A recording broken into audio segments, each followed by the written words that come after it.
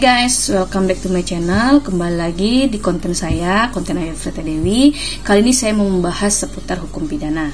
Nah, ini ada case. Case-nya itu tentang sepasang kekasih. Nah, jadi saya ceritakan dulu case-nya. Case-nya seperti ini. Si Ani dan si Budi itu memiliki suatu hubungan percintaan. Lalu kemudian si Budi sangat posesif terhadap si Ani.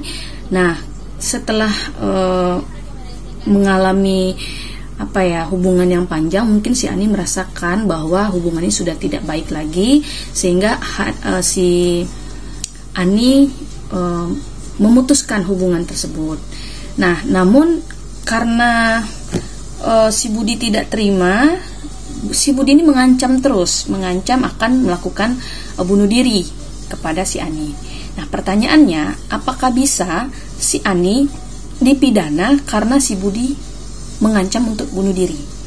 Oke, sebelum kita jelaskan, ada baiknya teman-teman di subscribe dulu YouTube saya dan juga follow TikTok saya. Ya, follow TikTok saya. Oke. Jadi di sini saya jelaskan dulu, di dalam KUHP yang lama ada aturan yang mengatakan bahwa apabila atau barang siapa seseorang mendorong orang lain untuk bunuh diri, menolongnya dalam perbuatan itu, atau memberi sarana dan prasarana kepada si orang tersebut untuk melakukan bunuh diri, maka diancam dengan pidana 4 tahun. Nah, itu terdapat di dalam pasal 345. Nah, pasalnya ada di sini ya. Lalu kemudian di dalam pasal 462 KUHP baru itu deliknya juga seperti itu. Setiap orang, bahasanya adalah setiap orang yang mendorong, membantu atau memberi sarana kepada orang lain untuk bunuh diri dan orang tersebut mati, maka dipidana juga paling lama 4 tahun. Nah, jadi di dalam pasal 345 KUHP yang lama dan di pasal 462 KUHP yang baru itu pidananya sama-sama 4 tahun apabila orang tersebut mati. Nah, kalau kita lihat di sini untuk unsur objektifnya itu ada perbuatan yang mana perbuatan itu mendorong, terus kemudian menolong, terus kemudian memberikan sarana kepada orang yang mau bunuh diri. Nah, apabila orang itu jadi bunuh diri, maka dipidana 4 tahun. Nah, terus kemudian di dalam penjelasan unsur subjektifnya juga itu dengan sengaja, maka di situ ada 3 bentuk. Jadi KUHP baru ada 3 bentuk. Yang pertama, orang dengan sengaja melakukan perbuatan menolong orang lain untuk bunuh diri. Nah, jadi kalau misalkan si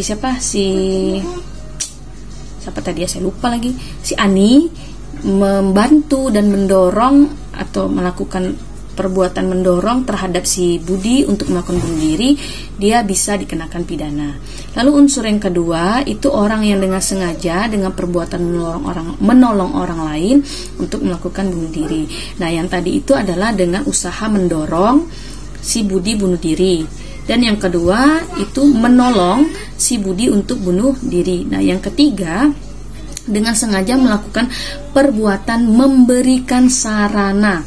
Jadi kalau dia memberikan sarana, maka di sini dapat diyakini bahwa si Ani ikut serta membantu, mendorong, menolong, memberikan sarana kepada si Budi untuk melakukan bunuh diri, sehingga dipidana selama 4 tahun.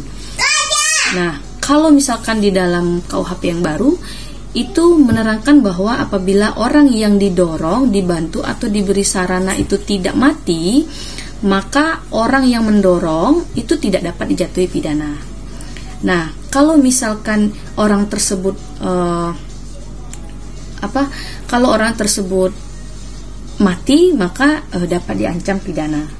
Nah, jadi kalau misalkan kita lihat di dalam pasal ada perbedaan memang di dalam pasal 345 dan 462 gitu.